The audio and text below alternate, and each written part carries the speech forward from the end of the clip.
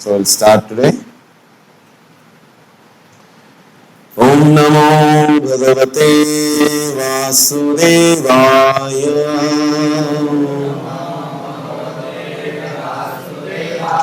Om Namo Bhagavate Vasudevaya.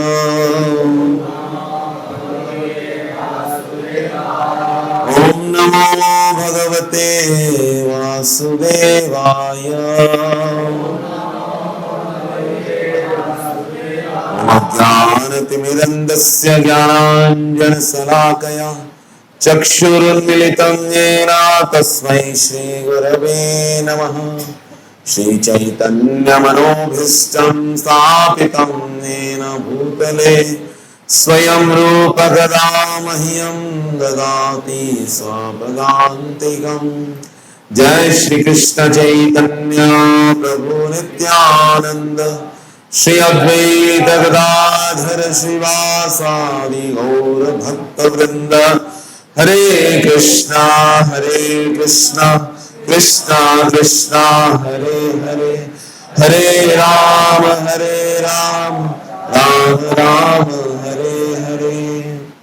नमो विष्णुपादाय कृष्ण पृष्ठाय भूतले श्रीमते भक्तिवेदांत स्वामी निति नामिने।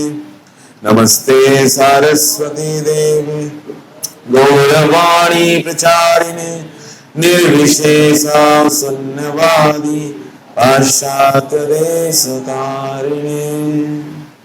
नमो विष्णुपादाय कृष्ण। हरे Krishna. So I would like to welcome each one of you to this IYF session.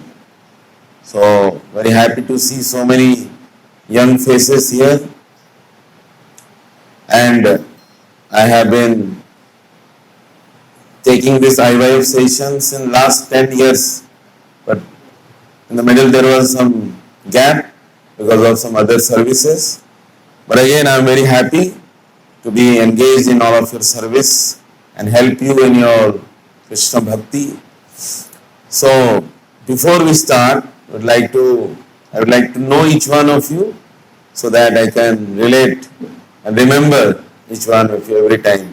So quickly we'll just start. Just you can all say your names and then I can remember. I'll try to remember your names. So we can start from, yeah.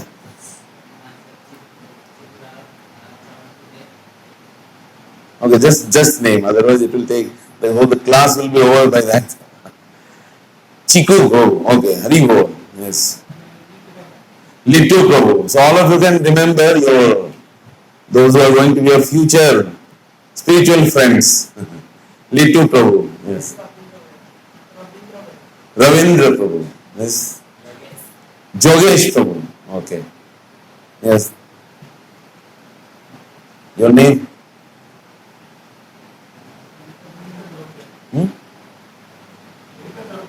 Dipendra, okay. Hari Prabhu. Ajay Prabhu. Sanjit Prabhu. Asit Prabhu. Somen Prabhu. Yes, Prabhu. Tanmay Prabhu. Milan Prabhu. Big name. Tarana Madhusudan Prabhu. Hari Prabhu. Okay. Yes, Prabhu. Himanshu Prabhu. Manmat Prabhu. Tridev, yeah. Swayam Prabhu. Kritivas. Dho Govind Prabhu. Adidev Prabhu. Yes. Biswajit Prabhu. Tana Prabhu. Murari Chaitanya Prabhu. Yes, Prabhu. Your name? Akash Prabhu. Yes. Anadi Krishna. Banti Prabhu. Anyone left out? And here Pradyumna Prabhu. Biswajit Prabhu. Prabhuji? Divyanand Prabhu, okay, and there is Arvind Prabhu, Hare Krishna. There is one Mataji there, Sonalika. Okay. So, although this is for the youth boys, so she has entered in. Anyways, Arvind Prabhu, you can sit. Hare Krishna. So, without any delay, we'll start. So, जैसे कि आप सब जानते हैं, आज का जो topic है, आज का टॉपिक स्पेशल टॉपिक है। तो अभी हम भगवत गीता से सारा जो लेसन्स लेने के प्रयास कर रहे हैं कि भगवत गीता ये ह्यूमन लाइफ के लिए इंस्ट्रक्शन मैनुअल है। जैसे कोई भी चीज अगर खरीदा जाए, जैसे बॉक्स खरीदा जाए, तो उसके साथ एक इंस्ट्रक्शन मैनुअल आता है। क्यों आता है? फ्री गिफ्ट की तरह नहीं, वो फ्री गिफ्ट नहीं है। क्यों आता है? इसको कैसे चलाना है उसमें दिया गया है। तो ह्यूमन लाइफ जो हमें मिला है, ये भी एक इंस्ट्रूमेंट है। और इनको कौन दिए हैं हमें? ये स्वयं भगवान श्री कृष्ण ने ये ह्यूमन लाइफ दिया है। और इसको चलाने के लिए एक इंस्ट्रक्शन मैनुअल चाहिए कि नहीं? इनको लगता है नहीं चाहिए, अपने आप चल जाएगा इंस्ट्रूमेंट, कुछ ऐसे ऑन ऑफ इधर उधर करेंगे चल जाएगा। इनको लगता है कि इंस्ट्रक्शन मैनुअल चाहिए, सबको लगता है। तो ह्यूमन लाइफ का इंस्ट्रक्शन मैनुअल क्या है? श्रीमद् भगवद गीता की। तो Shrimad Bhagavad Gita is the instruction manual booklet for human life. लेकिन दुर्भाग्य की बात है कि हम इसे कभी खोल के भी नहीं देखते हैं, सिर्फ अगरबत्ती दिखाते हैं। तो मान लीजिए कंपनी ने आपको दिया है बुकलेट आपका वॉशिंग मशीन चलाने के लिए, और उस बुकलेट बोले वॉशिंग मशीन जब आता है तो उसको पूजा किया जाता है ना, और उसका बुकलेट को भी लेके ठाकुर घर में रख के उसको पूजा कर रहे हैं, मेरा नया वॉशिंग मशीन आया है, नया और चलाते समय आपको फिर पता नहीं कैसे चलाना है, खराब हो जाएगा। तो इस तरह हम भी इसको बुक को रखे रहते हैं। ये क्या हो रहा है? इसका इंस्ट्रक्शन मैनुअल कहाँ है, लेके आओ। ओके, सो ये भगवत गीता के बारे में एक छोटा सा स्टोरी मैं बताता हूं, फास्ट स्टोरी। सुनना चाहते हैं? यस नहीं बोलना है, हरी बोल बोलना है। सुनना चाहते हैं? सिर्फ आधा ही सुनना चाहते हैं। सभी सुनना चाहते हैं तो जोर से बोलिए। तो आपके तरह ही एक नवयुवक साइंटिस्ट बनना चाहते थे, पीएचडी स्कॉलर। और ये उस समय की बात है जब यहाँ पे एल्बर्ट आइंस्टाइन इस पृथ्वी पे चलते थे। तो आइंस्टाइन के साथ जो है रिसर्च करना कौन नहीं चाहेगा? सारा यूथ जो है, जो पीएचडी वाले, सब आइंस्टाइन के साथ करना चाहते हैं। तो आइंस्टाइन रहते थे लंदन में। तो पूरे वर्ल्ड से जितने यूथ हैं ये सब जाते थे लंदन उनके ऑफिस, उनसे मिलने।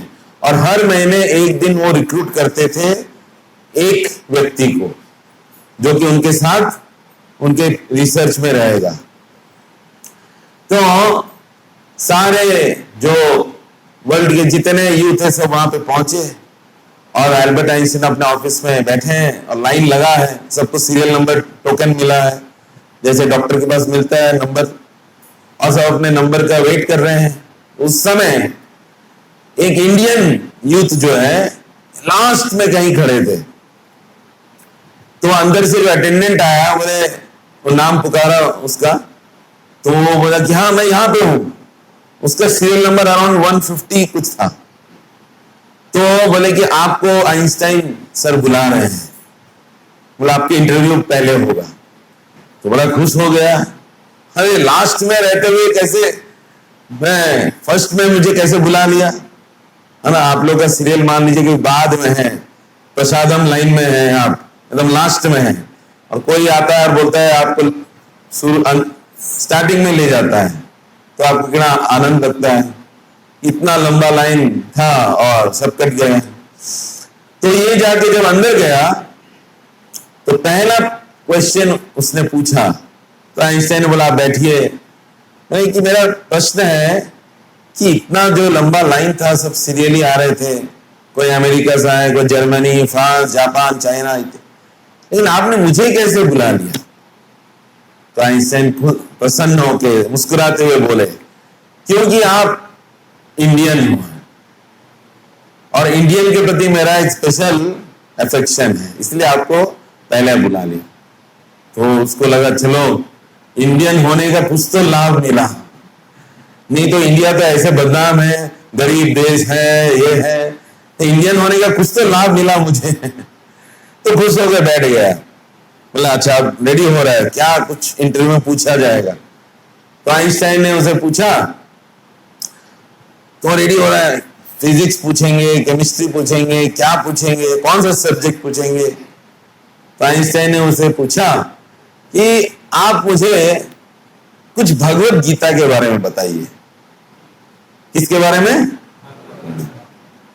तो ये जो पीएचडी स्कॉलर, एकदम बुद्धिमान नवयुवक, वो ऐसे सोचने लगा, अरे ये सब चैप्टर किसमें है? ये क्या फिजिक्स में है, केमिस्ट्री में है, बायोलॉजी में है, भगवत गीता ये कौन सा? ये कोई बायोलॉजिकल नेम लग रहा है मुझे, याद नहीं आ रहा है, अब क्या करूं? चांस मिला है। तो आइंस्टाइन समझ गया है अब इसका क्या गति है, किस स्थिति में है समझ गया है। तो क्या हुआ सर, माइंड में आ रहा है, यहां पे आ रहा है, यहां पे यहां पे यहां पे आ रहा है, निकल नहीं रहा है, थोड़ा हिंट बताइए, हिंट, ये कौन सा सब्जेक्ट में हिंट बताइए, मैं तुरंत बोल दूंगा। तो आइंस्टाइन समझ गया ये पूरा ही गया गुजरा है। बोले कि ये मुझे लग रहा है फिजिक्स में है। ऐसे में नहीं, हाँ मैथ्स में होगा, ये मैथ्स का कोई है, थ्योरम है। बोला नहीं, तब केमिस्ट्री का कोई केमिकल नेम होगा, कंपाउंड। नहीं, तब तो ये बायोलॉजिकल टर्म है, मुझे पता है, बायोलॉजिकल टर्म सब अजीब अजीब रहता है ना, बायोलॉजिकल नेम, मुझे यही होगा। बोले आप उठो, यहां से उठो, उठो और निकल जाओ यहां से। वो गुस्सा हो गए, बोले उठो और निकल जाओ। तो वो सोचा, गुस्सा हो गए, तो जैसे ही वो उठ के जा रहा था तो गेट के पास उसे रोक लिए। बोले जाने से पहले तुम्हें एक चीज बताना चाहता हूं। तो बोला क्या? इनको शायद फिर से हार्ट चेंज हो गया, मैं तो इंडियन हूं, फिर से बुला लेंगे शायद। बोले मैं तुम्हें एक स्टोरी बताऊंगा, तो अब स्टोरी के अंदर और एक स्टोरी, ध्यान से सुनिए। तो आइंस्टाइन एक स्टोरी सुना रहे हैं। बोले ये इंडिया का स्टोरी है। बोले इंडिया के एक बड़े शहर में एक फेमस मंदिर है, और उस मंदिर के सामने बहुत सारे बैठे रहते हैं। क्या बैठे रहते हैं? भिखारी, ये सब जानते हैं, इंडिया सब बैठे रहते हैं। तो ये जो बैठे रहते हैं बेगर्स, तो ऐसे एक मंदिर के सामने एक बेगर रहता था, जो कि 40 साल से वो बेगर है, और उसका जगह फिक्स है कि जब भी वो आएगा तो उसके जगह में अगर कोई बैठा होगा तो तुरंत उठ जाएगा। बोले ये इसका जगह है। उनका भी जगह से फिक्स होता है बेगर लोग का, जैसे कि उसने वो प्लॉट खरीद लिया है, तो वो उस जगह में बैठे रहता है और अपना जो बेगिंग करते रहता है। फिर 40 साल जब वो बीत गया, अंतिम समय आने लगा, बुढ़ापा, तो सारे अपने साथी बेगर से कहने लगा कि मैं जब, मेरा एक अंतिम इच्छा है कि मैं जब मर जाऊं तो मुझे इस जगह में ही समाधि दे देना। मतलब जगह के प्रति अटैचमेंट, बेगर कह रहा है कि इस जगह में मुझे समाधि दफना देना। बोले ठीक है, इसका अंतिम इच्छा है। और कुछ दिन बाद वो मर गया, तो सारे जो बेगर लोग मिलकर वो जगह खोदने लगे। बहुत पब्लिक भी इनसे अटैच हो गया था, डेली जो मंदिर जाने वाले भी उसके प्रति एक संबंध बन गया था। सब आके रो रहे हैं, कितना अच्छा बेगर था, कभी जबरदस्ती नहीं करता था, जो देते थे मान लेता था। मरने के बाद सब गुण, अच्छे गुण दिखते हैं। उसके बाद जब खोदने लगे तो एक अद्भुत घटना हुआ। 2 फीट नीचे खोदते ही उस नीचे से एक बड़ा सा लोहे का बक्सा मिला, और इतना बड़ा कि वो उसका जो है पेरीमीटर नहीं मिल रहा है। खोद रहे और बड़ा सा बक्सा उसके अंदर से निकला, 5 फीट बाय 5 फीट का बक्सा। और देखिए क्या इतना भारी है। कितना फीट नीचे था? 2 फीट। उसको ताला लगा हुआ था, बड़ा सा पुराना ताला। उसको तोड़ा गया, और जैसे तोड़ के उसको खोला गया, सबके आंखें चौंक गए। उसके अंदर थे गोल्ड और हीरे मोती। अरे वो बोले हमें क्यों नहीं मिलता ऐसा डब्बा। घर इतना खोद लिया, कभी कुछ निकला ही नहीं। सभी लोग इस स्टोरी में क्यों निकलता है। तो ये जब डब्बा निकला, सब आश्चर्य हो गए और सब बहुत दुख करने लगे कि देखो, जिस जगह पे ये भिखारी 40 साल से भीख मांग रहा था, उसके 2 फीट नीचे अगर वो कभी खोद लेता तो फिर उसे कभी भीख मांगना नहीं पड़ता, उसके सारे दुख दूर हो जाते। लेकिन यही दुर्भाग्य है कि उसने कभी 2 फीट नीचे गया ही नहीं। तो ये स्टोरी कौन सुना रहे हैं? किसको सुना रहे हैं? इंडियन को। इंडियन यूथ जो है बोले कि ये स्टोरी फिर वो खत्म किया और बोले तुम्हें पता है तुम्हारा जो अवस्था है उस भिखारी की तरह है। तो उसको हरे मिट के भिखारी कह रहे हैं, बोले तुम इस तरह खजाने के ऊपर बैठे हो और वहां बैठकर तुम सोचते हो कि मैं अमेरिकन जो सिविलाइजेशन है, बाहर जाके काम करूंगा, नौकरी करूंगा और ऐश करूंगा। लेकिन तुम्हारे जस्ट नीचे जो भारत का जो धन है उसको तुम कभी अंदर जाके खोले ही नहीं, देखे ही नहीं। तो समझ गया, इसलिए जाओ और पहले अपने जो भारतीय सभ्यता और जो वैदिक शास्त्र है उसको पढ़ो जाकर। वो धन है। तो तुरंत वो घर पहुंचा और अपने घर में जाकर सबसे पहले अपने माता पिता को उसने जोर से चिल्लाने लगा कि आपके वजह से आज मेरा ये आइंस्टाइन के साथ इंटरव्यू कैंसिल हो गया। अरे क्या हुआ? आपने कभी मुझे भगवत गीता पढ़ाया ही नहीं। ये भगवत गीता क्या होता है आपने मुझे कभी बताया नहीं। अगर आपने मुझे भगवत गीता पढ़ाया होता तो आज मैं आइंस्टाइन के पास होता। मुझे इतना चांस दिया उन्होंने। तो तुरंत वहां से गया और उसको पता किया कि भगवत गीता कहां मिलेगा। कहां मिलेगा? तुरंत इस्कॉन मंदिर में पहुंच गया। और इस्कॉन मंदिर में तो लोग बैठे हुए हैं, अगर सुन लिए कि भगवत गीता लेने आया है तब तो 10 भक्त उसको पकड़ लेंगे। आइए उसके पास भगवत गीता पेटी पड़ा हुआ है, उसको खाली करना है। बुलाइए, तो भगवत गीता चाहिए। अरे मेरे पास छोटा वाला है, बड़ा वाला है, हिंदी वाला है, इंग्लिश, कौन सा चाहिए? मतलब कोई भी एक दे दीजिए जो पढ़ पाऊंगा। तो उसको भगवत गीता मिल गया और लेके घर में उसको पढ़ने लगा। पूरा 1 साल उसको पूरा इन डेप्थ पढ़ लिया।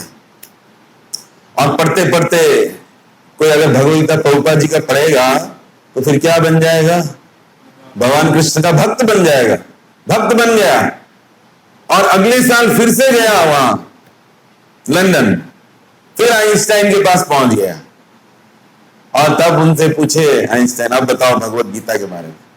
तब तो जो चांस मिला है उसको पूरा भगवत गीता के ऊपर प्रवचन दे दिया। आइंस्टाइन ठीक है हो गया, समझ गया, तुम पूरा अभी अपना जो रियल नॉलेज है उस तुम समझ चुके, अब तुम वास्तविक इंडियन कहलाने के योग्य हो।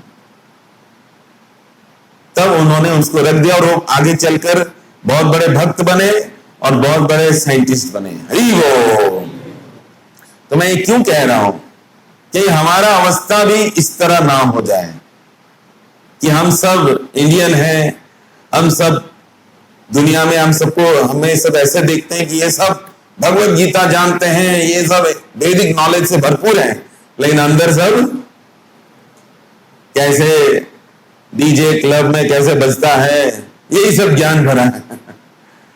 तो ये भगवत गीता का जो ज्ञान है, हमें सब कुछ जानना चाहिए और दूसरों को कुछ बताना चाहिए। तो भगवत गीता से हम ये जो आज का टॉपिक लिए हैं, आज का टॉपिक है अथातो ब्रह्म जिज्ञासा। तो जिज्ञासा का अर्थ आप सब जानते हैं। जिज्ञासा मतलब प्रश्न, जिज्ञासा कि ये कोई चीज क्यों ऐसा होता है। तो ये जो जिज्ञासा है, ये कभी भी पशुओं के मन में नहीं आ सकता। ये केवल किसके मन में आ सकता है? मनुष्य में। क्योंकि मनुष्य और पशु में अंतर है। क्या अंतर है, कोई बता सकते हैं? हाँ बताइए। बुद्धि। अच्छा, लिट्टू प्रभु बता रहे हैं बुद्धि। तो बुद्धि आप देखिए, जो पशु हैं उनके अंदर भी बहुत बुद्धि है। अब अगर हम देखेंगे रास्ता जो एक आदमी पार कर रहा है, आप लोग गाड़ी चला रहे हैं, हम लोग चलाते हैं, वो आदमी एक साइड देख के और एक साइड में चल रहा है। उसको लग रहा है इधर से कोई गाड़ी आता ही नहीं, या मुझे देख के दूर से रुक जाएगा, तो एक साइड में देख के चल रहा है और इधर से गाड़ी आएगा। लेकिन आप कुत्ता को देखिए, वो 10 बार आगे पीछे होगा। नहीं आ रहा है, आ रहा है गाड़ी, आ रहा है। मतलब आदमी से भी ज्यादा एडवांस्ड है। और जब देखता है पूरा ही क्लियर है 10-10 मीटर, तभी पार होता है। तो कौन ज्यादा बुद्धिमान हुआ? ऐसे बिल्ली भी ऐसे चुपके चुपके आती है। हमारे कुछ जो मनुष्य चोर लोग हैं, उनको इतना बुद्धि नहीं होगा, धाम धूड़ करते पकड़ा जाते हैं। बिल्ली एकदम चुपके चुपके आती है और किचन से दूध पी के चली जाती है, पता ही नहीं चलता। बुद्धि लगाती है। तो बुद्धि तो है, और क्या अंतर है? विवेक। अच्छा, बुद्धि से ऊपर विवेक है, बोल सकता है। अच्छा, आप देखे हैं जो चिड़िया है, उनके बीच में कम्युनिकेशन चलते रहता है। ची ची ची ची ची ची ची, ये सब बोल रहे हैं। कुत्ते लोग भी आप देख रहे हैं गली में, और एक कुत्ता आ जाता है तो उसको पहले तो गाली देते हैं अपनी भाषा में, हम समझ नहीं पाएंगे, लेकिन भौंक रहा है, पहले गाली देता है, क्यों आया इधर, फिर जाके लड़ाई होता है। तो ये उनका कम्युनिकेशन लैंग्वेज है। भाषा केवल हम ही बोल रहे ऐसा नहीं है, वो भी बोल सकते हैं। और जो विवेक है, विवेक अर्थात डिस्क्रिमिनेशन, कौन सा मेरे लिए अच्छा है, कौन सा बुरा है, तो वो सब पशुओं को भी दिया गया है। गाय को आप देखिए, आप उसको कुछ ऐसा चीज दीजिए जो वो नहीं खाती है, वैसे सूंघेगी और फिर दूसरा इधर उधर चली जाएगी, खाएगी भी नहीं। तो सोच सकती है मेरे लिए अच्छा है, ये मेरे लिए अच्छा नहीं। और क्या अंतर है?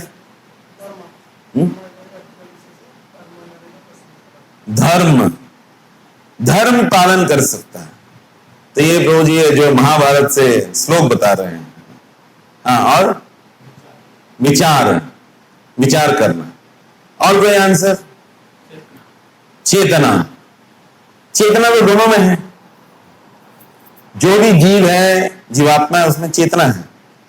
चेतना में डिफरेंस है। तो जैसे ही प्रभु जी ने कहा, धर्म जो है ये केवल मनुष्य ही पालन कर सकता है। और वो धर्म क्या है कि जो आज का टॉपिक है, अथातो ब्रह्म जिज्ञासा, ये केवल मनुष्य ही कर सकता है। अथातो का अर्थ है देयरफॉर। अथातो मतलब देयरफॉर ब्रह्म जिज्ञासा। तो देयरफॉर कहां यूज किया जाता है? इसका मतलब इसके पहले कोई एक स्टेटमेंट है, कोई स्टेटमेंट बोला जाता है, फिर कहा जाता है देयरफॉर ऐसा है, इसीलिए ऐसा। तो इससे पहले जो स्टेटमेंट वो क्या है, वो हिडन है। तो देयरफॉर ब्रह्म जिज्ञासा इससे पहले है, क्योंकि आपको एक मनुष्य शरीर मिला है, मनुष्य जन्म मिला है, देयरफॉर क्या करना चाहिए, ब्रह्म जिज्ञासा। पशुओं के लिए नहीं है ये, या कोई और जीव के लिए, मनुष्य शरीर मिला है इसलिए ब्रह्म जिज्ञासा। तो ये वेदांत सूत्र का पहला श्लोक है। जो वेदांत सूत्र है इसका पहला श्लोक ये कहा जाता है, अथातो ब्रह्म जिज्ञासा। ब्रह्म के बारे में जानने की प्रयास करो। तो इसलिए हम देखेंगे अभी ये जो टॉपिक है क्या हो रहा है।